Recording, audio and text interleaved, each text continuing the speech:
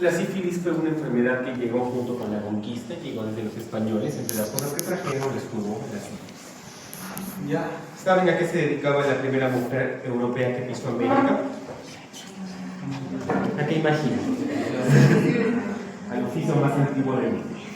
¿Ya? Entonces, claramente, entonces llegó con otras cosas, entre ellas llegaron las sífilis a nuestro continente.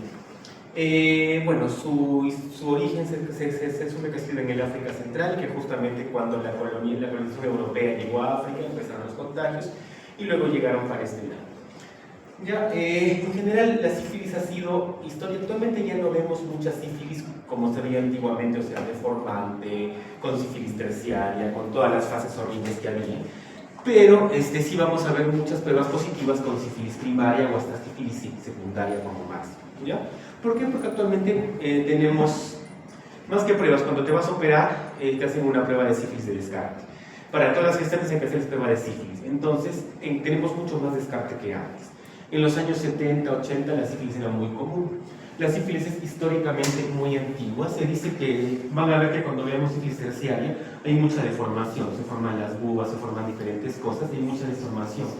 Se piensa que las brujas realmente eran mujeres sifilíticas, ¿no? Por eso tienen ese aspecto todo. La típica bruja de cuento de historia es toda deforme, la nariz grandota, ¿no? Y los dientes en punta, ¿no? Que serán realmente mujeres sifilíticas. Entonces, incluso, bueno, Al Capone, el capo de la mafia en Nueva York, murió con sífilis, ¿no? Se dice que Simón Bolívar realmente no participó en las últimas gestas libertarias del Perú porque estaba muy mal con la sífilis. Entonces, históricamente es muy antiguo. Aquí, como les digo, en los años 80, 70 era muy frecuente. Sus abuelos probablemente recuerden o conozcan la frase de volverse millonarios. Se decía que se volvían millonarios porque se inyectaban con millones de penicilina. Entonces, espero que sus abuelos conozcan la frase de qué significa volverse millonario. Realmente es algo que no se usa mucho. ¿Quién lo causa? Un treponema, que es un treponema, un bacilo espiralado, ¿no? Que tiene justamente sus curvitas. ¿Y quién lo causa? Es treponema pallidum, la subespecie pallidum pallidum. Dentro de esta familia de treponemas tenemos, por ejemplo, a Leptospira, Borrelia y también a Treponema, que seguramente Leptospira, Borrelia los han visto en teoría, nos van a ver esto que es en teoría. Y bueno, lo que nos importa ahora es Treponema pallidum, subespecie pallidum, que es quien causa la sífilis. Tenemos otros tipos de treponema. Tenemos el treponema pallidum, pertenue, endemicum, ceratum, y de los cuales el que más nos interesa justamente es pallidum. ¿Por qué? Por su distribución. Tiene una distribución, primero que nada, mundial. Los otros están mucho más, digamos, ligados o restringidos a un espacio, a un área geográfica propia. Por ejemplo, el pertenue está en los trópicos, en áreas húmedas, endemicum en África, Arabia Saudita, en áreas muy secas, desérticas, y ceratum en Centro y Sudamérica, sobre todo en áreas húmedas y calientes, ¿no? Selvas tropicales. El grupo de edad de pallidum, ¿quiénes son? Los adultos jóvenes.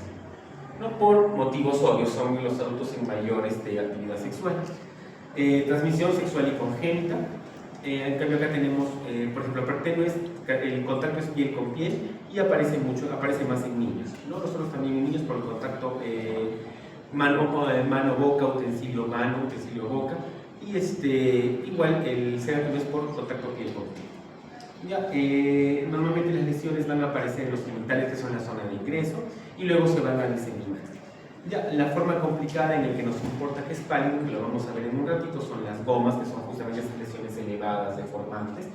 La neurosífilis, que va a afectar al sistema nervioso central y periférico, y la cardiovascular, que va a afectar a los vasos sanguíneos. Entonces, tenemos tres fases en la sífilis. No, tenemos la infección por el treponema pallidum, que nos va a dar la sífilis primaria, la sífilis secundaria y la sífilis latente, es decir, que está inactiva, que puede llevar a dos caminos. Puede resolverse y quedarse allí toda la vida latente sin complicaciones, o puede tomar el camino de la sífilis terciaria. En la mayoría de casos, nuestro sistema inmune lo va a apresar y va a quedarse allí latente, contagiando, pero no te va a causar todo el deterioro horrible que causa la sífilis terciaria. Pero un 28% de pacientes sí van a hacer la complicación horrible de la sífilis terciaria. Y no debería, porque realmente es bien fácil de tratar. O sea, son sensibles a los antibióticos, especialmente también de penicilina, ni siquiera es caro tratarlo. O sea, no debería darnos mayor problema. Ya. ¿Cómo podemos diagnosticar a la sífilis? La sífilis contiene una fase sintomática, como les dije, que es justo la infección. Luego viene la fase primaria, la secundaria y la terciaria. Después de la secundaria viene la latencia, que es justamente donde va a tomar el camino, o se queda latente para toda la vida o cambia a terciaria. ¿Dónde voy a poder diagnosticarla con mayor facilidad? En las fases primaria y secundaria, en los picos, pero también puedo hacerlo en la fase latente. Esta bacteria no la podemos sembrar porque no crece in vitro, o sea, no vamos a ver cultivo de sífilis, no vamos a ver porque la bacteria no crece in vitro. Los agares y demás lo limitan demasiado y no va a crecer, necesita condiciones mucho más exigentes. Ya, nosotros la sífilis congénita, cuando hay transmisión madre-hijo, ¿dónde se va a contagiar? Normalmente en el canal del parto, atravesando el canal del parto. La neurosífilis va a aparecer sobre todo en la fase terciaria de la sífilis y hay mucha asociación sífilis-VIH. ¿Esto por qué? Siempre se dice de que tenemos que una ITS es la puerta para otras ITS. ¿Esto qué significa? Que si te has contagiado un ITS es porque claramente no tienes un cuidado sexual, una salud sexual adecuada, o con quien tuviste relaciones no la tiene. Entonces la posibilidad de que se contagie con otra persona alguna otra enfermedad más es mucho más alta. Entonces aumentan tus posibilidades de contraer otra enfermedad, otra infección sexual. En la sífilis primaria, más que todo va a aparecer una lesión que va a ser una úlcera. Esta úlcera suele ser no dolorosa, solo es bien fea y deformante. ¿Ya? Y va a aparecer en la zona por la que ingresó la bacteria, la zona del primer contacto, ¿no? Por ejemplo, acá tenemos como en el pene, en la boca y aquí en la vulva, ¿no? Entonces va a aparecer en la zona del contacto, es la sífilis primaria. Aparece una úlcera y se regenera y desaparece. No hay más.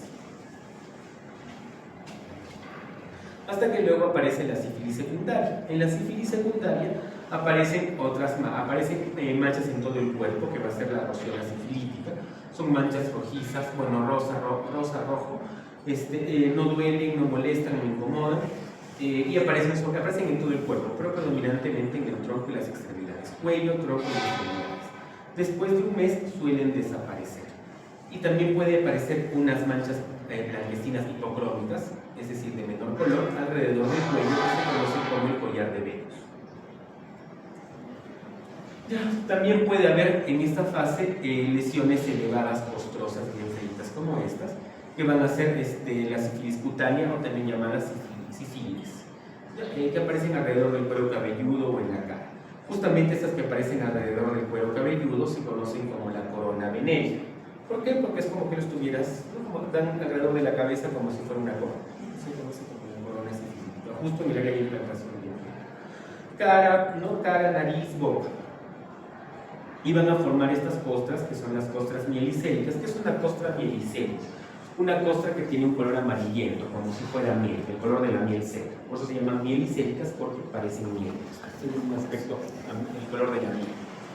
Esta lesión se puede confundir con otras. Por ejemplo, se puede confundir con el impétigo, con foliculitis, que son netamente enfermedades de la piel, son enfermedades inflamatorias de la piel. Entonces, al ver esto, el dermatólogo podría confundirlas con una enfermedad de la piel, o también podría justamente hacer el descarte de sífilis, ¿no? Al ver la lesión, querría saber si es sífilis o si es una enfermedad inflamatoria. También van a aparecer lesiones costrosas eritematosas, normalmente en el cuello, en las palmas y en las plantas, ¿no? Y esto de acá tiene un aspecto psoriasiforme, se parece mucho a la psoriasis, que también es una enfermedad inflamatoria de la piel, en la cual aparece descamación, lesiones descamativas, sobre todo en las superficies de flexión, o sea, en los codos, muñecas, rodillas, ¿no? Bueno, y también en el resto de la piel, pero sobre todo empieza por ahí. Y aparecen cuando el paciente tiene algún tipo de inmunodepresión, periodos de estrés, ¿no? Los pacientes empiezan a descamar con mucha facilidad. Bueno, erosivas también pueden causar el llamado condiloma plano, que aparece justamente en las lesiones genitales, que son lesiones semielevadas, aplanadas, que nos recuerdan a los condilomas, a las verrugas genitales, pero aplanadas. ¿Ya? Entonces también eso aparece en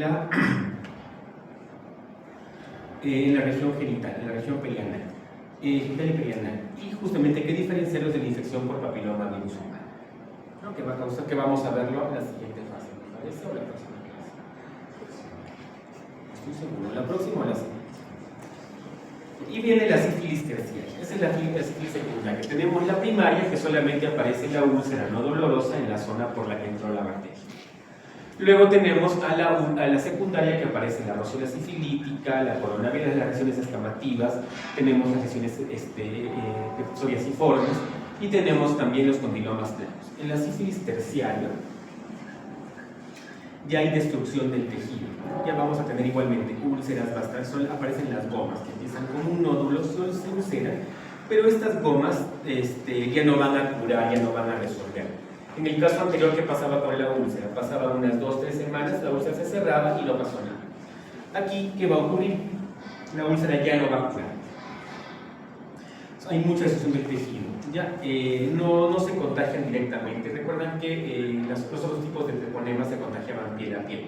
Aquí no se va a contagiar directamente piel a piel. La goma se reblandece, se ulcera y se necrosa.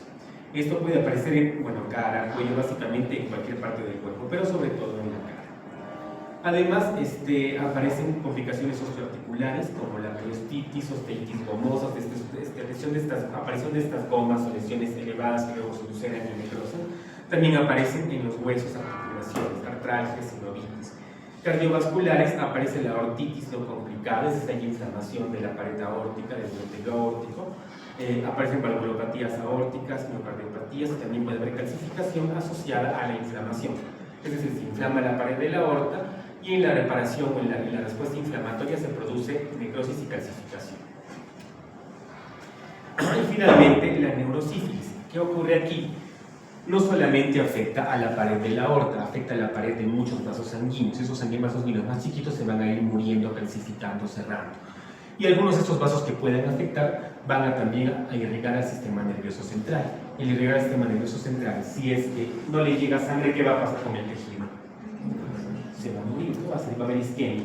Entonces va a haber deterioro neurológico cognitivo por múltiples focos de isquemia. También aparecen justamente estos dientes, que van a ser los dientes como en destornillador, y va a haber alteración de los pares craneales, ¿no?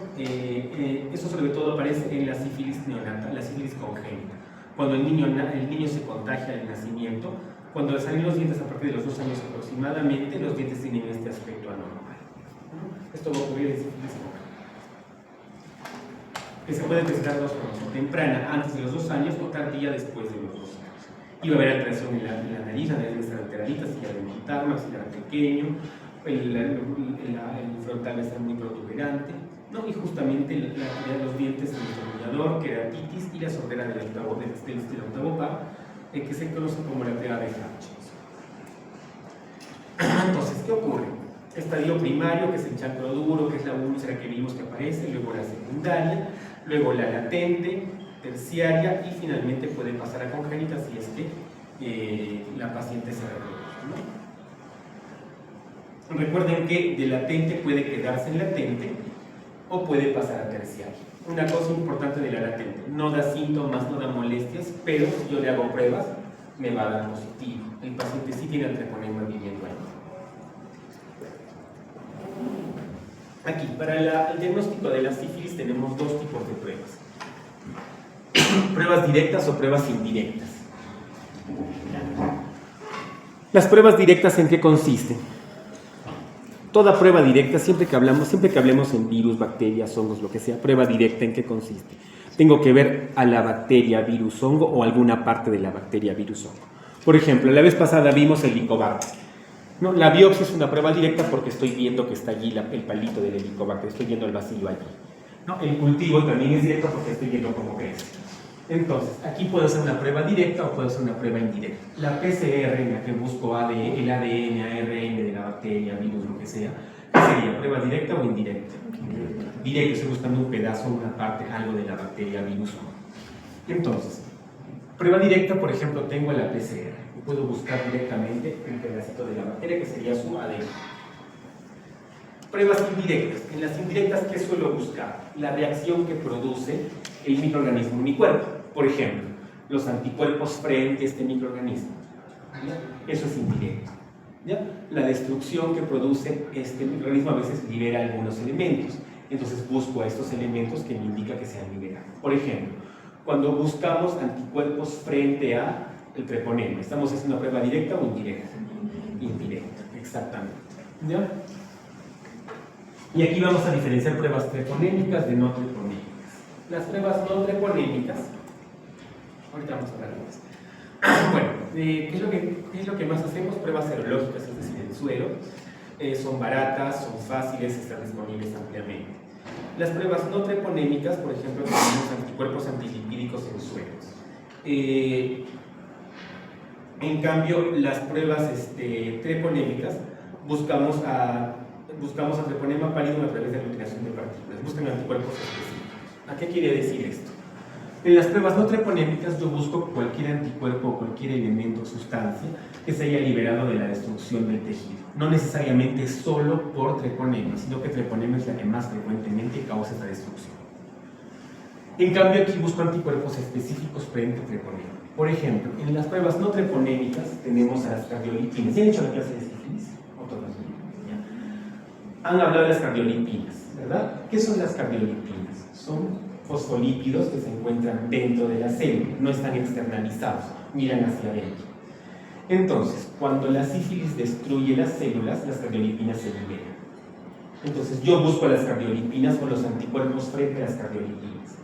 Pero, ¿cuál es el problema aquí? ¿Cuál es el asunto que le hace el no treponema? Que no solo el treponema destruye y libera las cardiolipinas, hay otras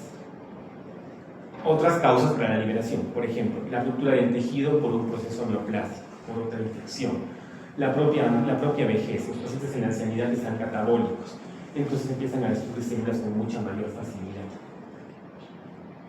Entonces, si yo encuentro las pruebas frente a cardiolipinas elevadas, no necesariamente significa sífilis, ¿no? Puede ser por otra causa. Esa es la diferencia.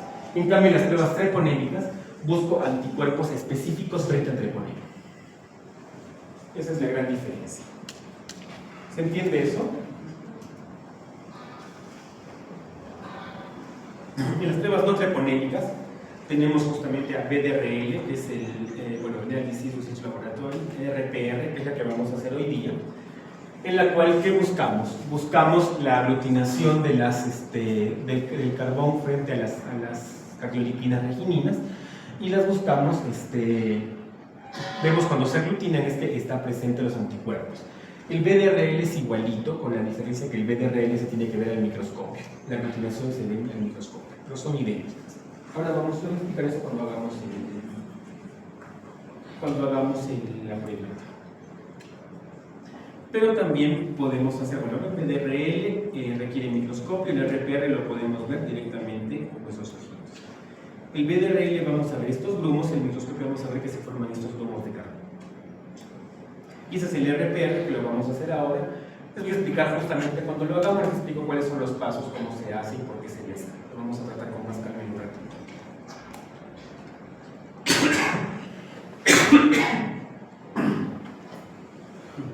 Perdón. Bueno, ¿cuál es el problema de estas pruebas no treponémicas? Como les dije hace un ratito, buscan a las cardiolipinas que se han liberado. Y no solamente la sífilis libera las cardiolipinas, pueden hacerlo otros procesos que destruyen a las células. Entonces, ¿me puede dar un falso positivo? Sí, porque no es específico. Por ejemplo, autoinmunes, pacientes con artritis reumatoide, con enfermedades que me liberen, que también me destruyan mucha célula, van a darme el RPR positivo. Bueno, drogadictos endovenosos, también porque no es destrucción celular. Infecciones virales agudas, malaria, lepra, inmunización reciente, embarazo. El mismo embarazo también puede darme un RPR con precipitación. Pues normalmente en los pacientes embarazados hacemos pruebas rápidas. Las pruebas no treponémicas me pueden dar, por ejemplo, también por la temperatura o por algún medicamento. Como les digo, no es lo más específico y sensible, pero nos ayuda mucho a hacer seguimiento. ¿Por qué? Si yo tengo, si yo tengo una gran cantidad de regininas en la primera, la primera prueba y le doy tratamiento, empiezo a darle tratamiento, veo en la siguiente semana que va a ir disminuyendo la cantidad de inducciones. Entonces me ayuda mucho hacer seguimiento y control de que haya inducción o no de inducción. Eso lo vamos a ver ahorita con la prueba para que lo entiendan bien.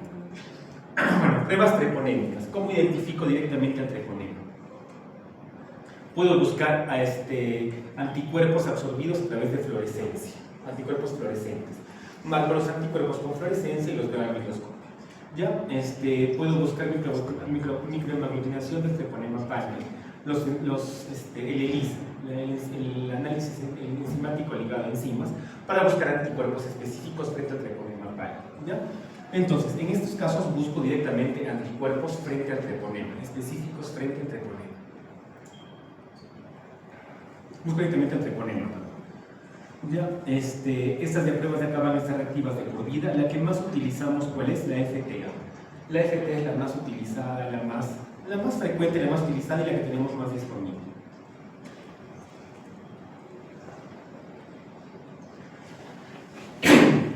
Perdón.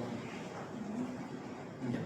Cuando hacemos test treponémicos, o sea, cuando buscamos directamente al anticuerpos frente al treponema propiamente, cuando tenemos una prueba no treponémica positiva. En ese caso la confirmamos. ¿Con qué la confirmamos? Con una prueba treponémica. Es decir, hago la no treponémica como un screening y luego puedo hacer la no treponémica. La treponémica si es que la otra me sale positiva. ¿Sí? En este caso, ¿qué voy a buscar? Justamente a los antígenos de membrana del treponema pallid. No sirven para monitorizar la terapia. ¿Por qué? Porque siempre van a estar positivos. O sea, mientras haya infección van a estar positivos. No voy a ver si va disminuyendo, va bajando, va cayendo. Solo me va a dar positivo o negativo. ¿Ya? Entonces me sirve más para confirmar mi diagnóstico. Eso es para lo que más me sirve. Entonces tengo justamente la FTA que busca anticuerpos, absorción de anticuerpos treponémicos. ELISA, test rápidos, inmunoensayos, Western blot y demás. El que más usamos, como le dije, es y las pruebas rápidas.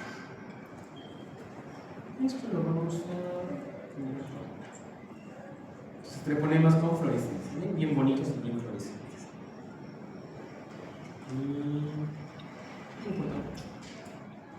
Entonces, tenemos una prueba treponémica reactiva.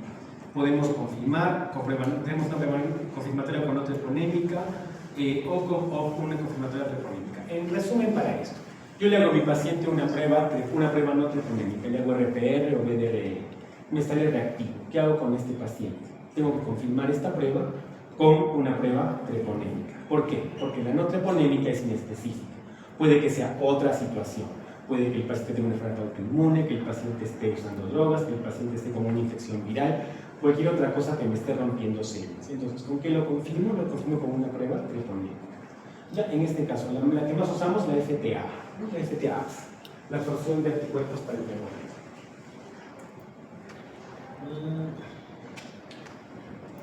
Eso con la sífilis.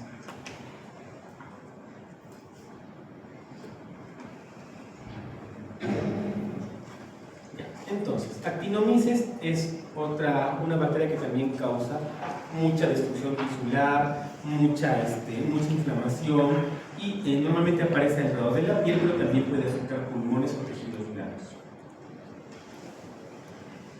¿Dónde vamos a encontrarlo? Vamos a encontrar bacilos gram positivos ramificados, como los que vemos aquí, y se van a encontrar en las lesiones, en la secreción, pus y demás.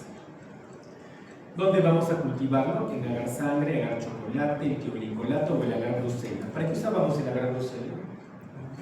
Para el licuado peptídeo. Y también nos forman estas colonias irregulares parecidas a las que vimos en el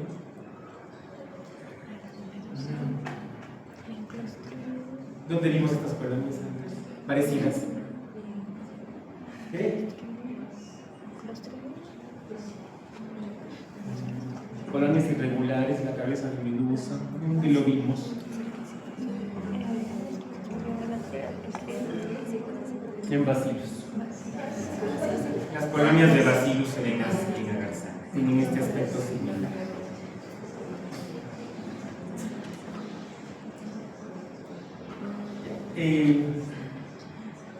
En algunos agares especiales como por ejemplo el SPS, el MRS, pueden darnos colonias de color negruzco, ¿no? Por la producción de sulfatos. En este caso, ¿a quién tenemos? Tenemos recuerden que en el caso de actinomyces se llaman así, y tenemos diferentes actinomyces. Tenemos actinomyces israelí, que es el más frecuente, Meyeri, Odontolithus, Diógenes. El más frecuente actinomyces es israelí.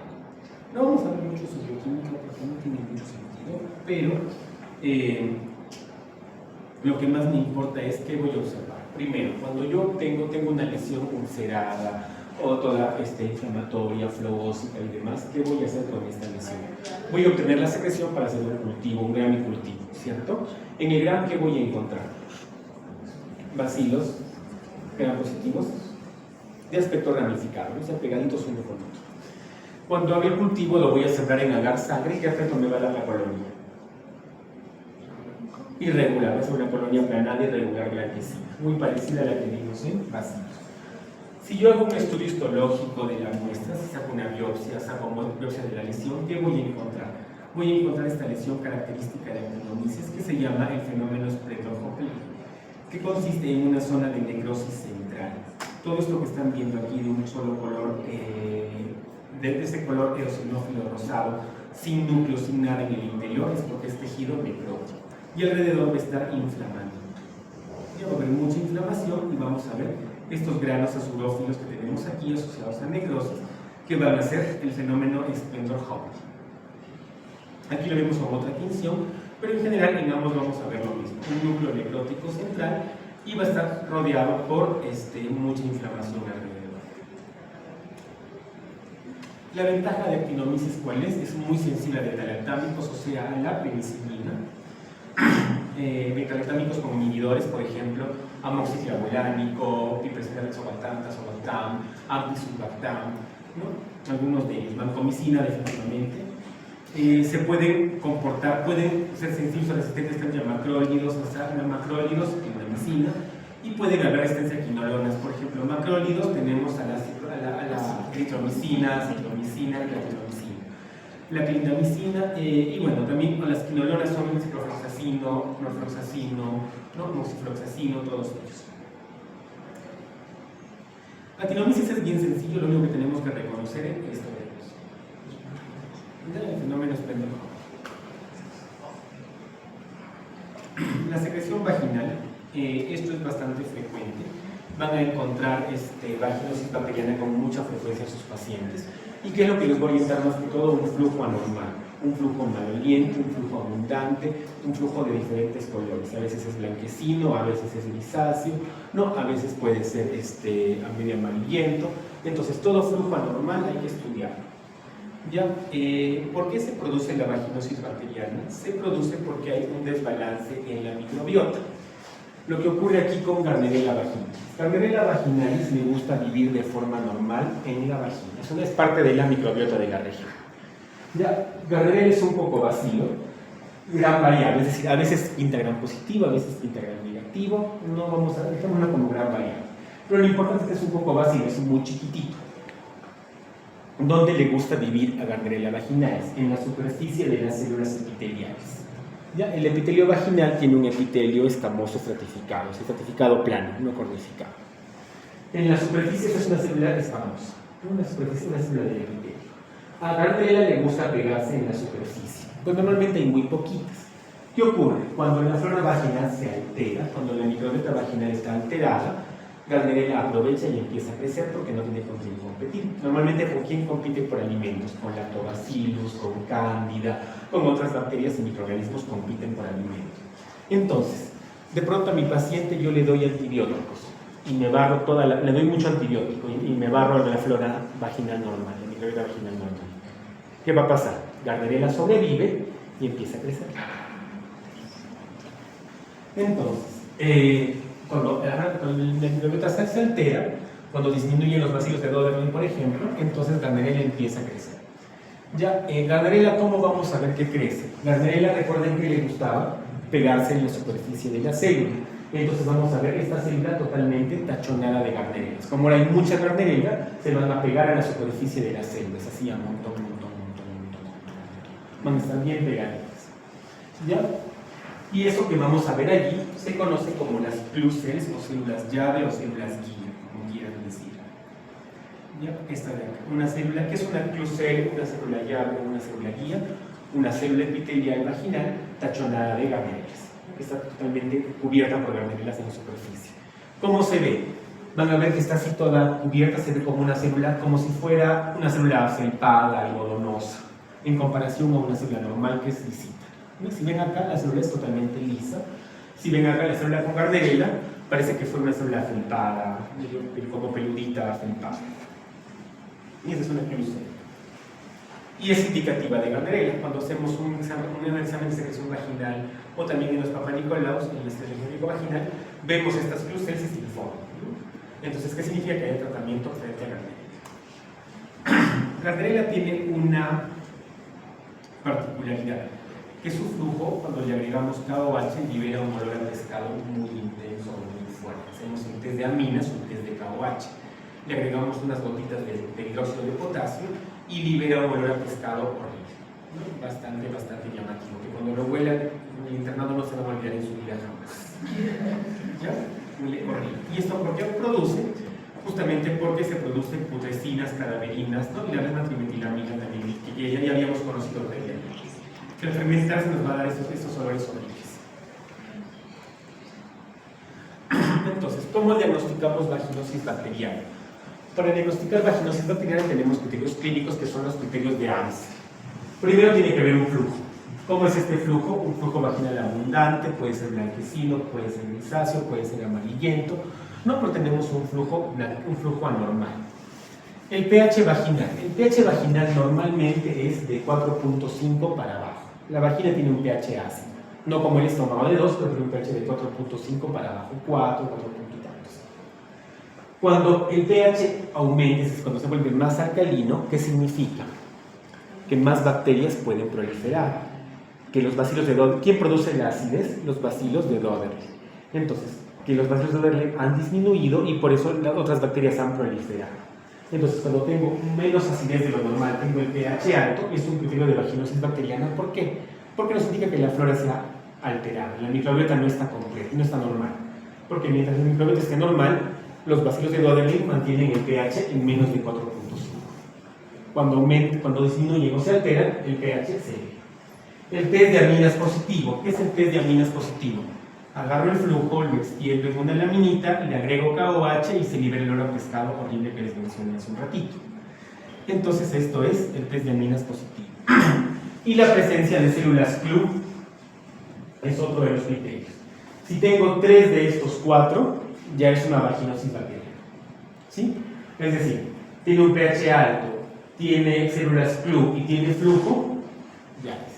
Tiene flujo, tiene pH, aminas positivo, ya es.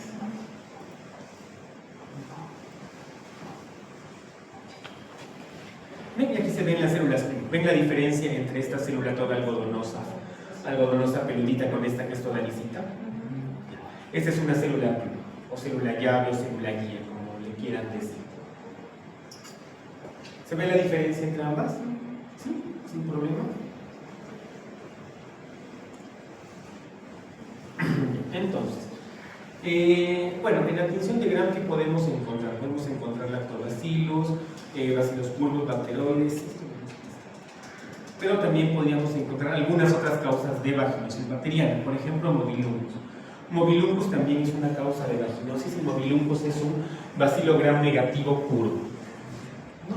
Que también causa secreción, alteración en el pH, también causa un flujo maloliente, ¿no? También nos da vaginosis bacteriana, pero es otra bacteria que con menor frecuencia, pero nos causa vaginosis. Entonces, mi paciente tiene vaginosis bacteriana, le hago el extendido, no veo las células club, no veo las células llave por todo lado, pero veo muchos bacilos curvos por aquí metiditos.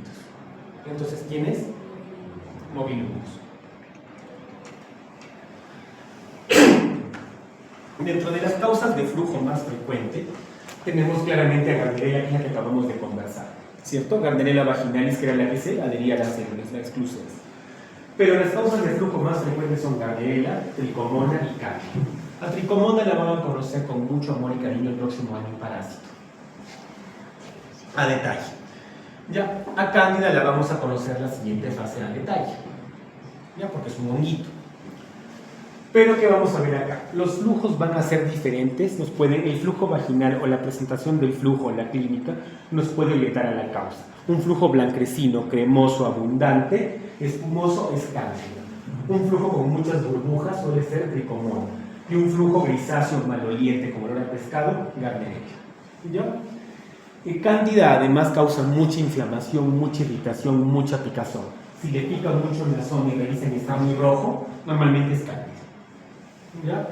Tricomona nos va a dar un típico eritema en fresa. El cuello, cuando hacen el examen cervicovaginal, ponen el espéculo, ven el cuello uterino y va a estar rojito con puntitos blancos. Y eso es tricomona. Gardnerella no causa una inflamación significativa, solo causa el flujo maloliente. El pH vaginal va a estar elevado en tricomona y gardnerella, pero cándida mantiene un pH vaginal normal. El test de aminas solo va a ser positivo en gardnerella. Tricomona puede o no variarlo, pero siempre positivo en gardnerella. Y el test de aminas negativo en cándida. Claramente aquí voy a ver, si veo al microscopio, ¿qué voy a ver aquí? Voy a ver a las clústeres, ¿verdad? En gardnerella. En tricomona voy a ver a la tricomona, que como les digo la van a conocer bien cuando yo el parásito van a ver qué partes tiene, su membranita y todo lo demás. Y en cándida voy a ver a las esporas, o voy a ver hifas, o voy a ver hifas o levaduras. Y bueno, el tratamiento claramente va a variar. La cándida es un hongo, la tricomona es un parásito y la gardnerella es una bacteria.